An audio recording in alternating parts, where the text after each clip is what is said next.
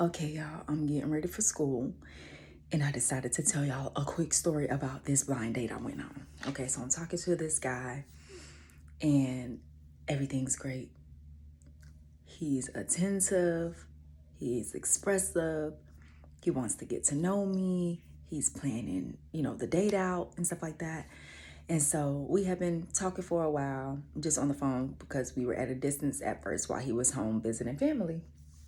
So he gets back in town and he's like, I want to see you like tomorrow. Make plans. He tells me where to be, how to dress. He's like, everything on me. You just show up. I'm like, okay, you know what I'm saying? It's been a while. I'm excited. I have my hair out. It's curly. I put on my Egyptian scents that I love, my oils and stuff. And on a nice, beautiful black dress. So when I get to the location,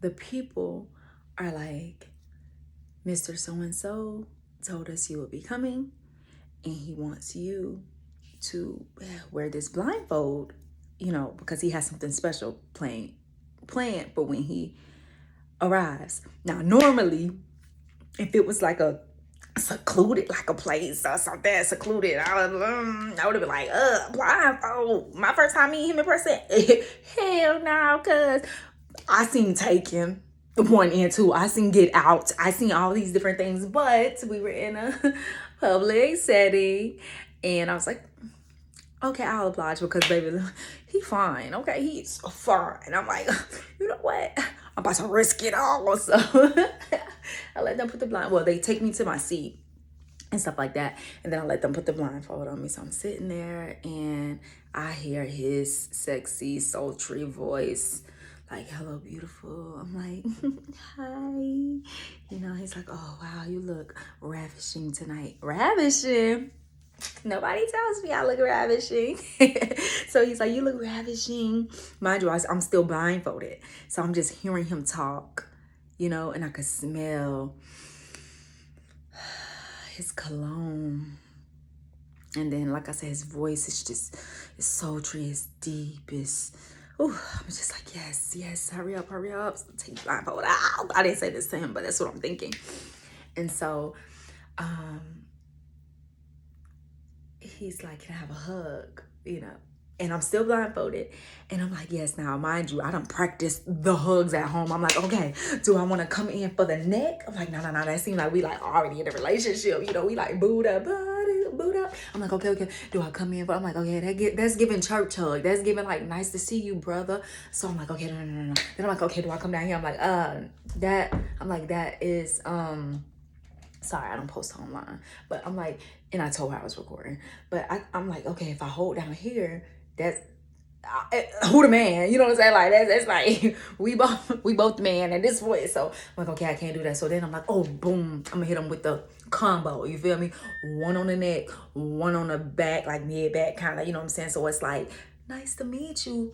I like you. I like you a lot. You know what I'm saying? Type vibe. It's like, well, this could go whatever way you wanted to go type friend. You know what I'm saying? Type stuff. You want to be my friend? You want to be my man? Like, I'm open.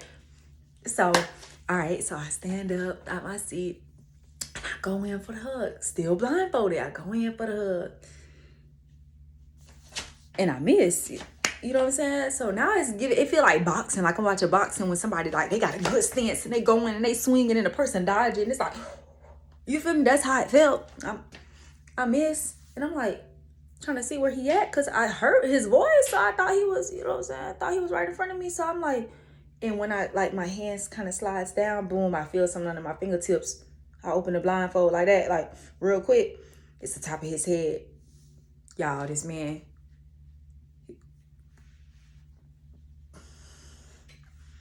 So it made sense why I heard his voice in front of me because I was sitting before, so we were kind of like, you know what I'm saying? So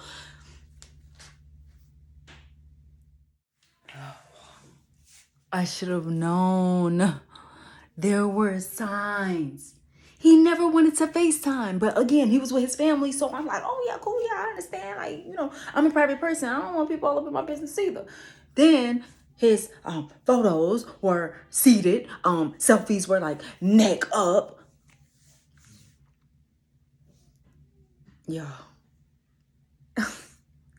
He would say stuff like,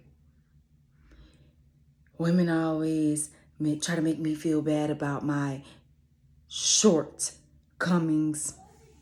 Shortcomings. I thought he meant that figuratively. He meant that literally. Y'all. But look, I wasn't even tripping. I'm not mad because, like, in my dating life, it seems like I always get the short end of the stick. Like it's a recession on romance right now, okay? Apparently, there's a shortage of men. Like, these days, you gotta like do an intake form while you dating. Like, okay, name, birthday, place of birth, emergency contact, emotional availability, height. Because see, I was worried about consent. I was worried about safety. I was worried about boundaries, but I forgot to ask the basic measurements. Sir, what is your height? Okay, I think that's how I'm gonna lead next time. Somebody gonna be like, oh, you're so beautiful. I'd like to get to know you. How tall are you? What's your shoe size? Okay, y'all. I was practicing my stand-up comedy. How did I do?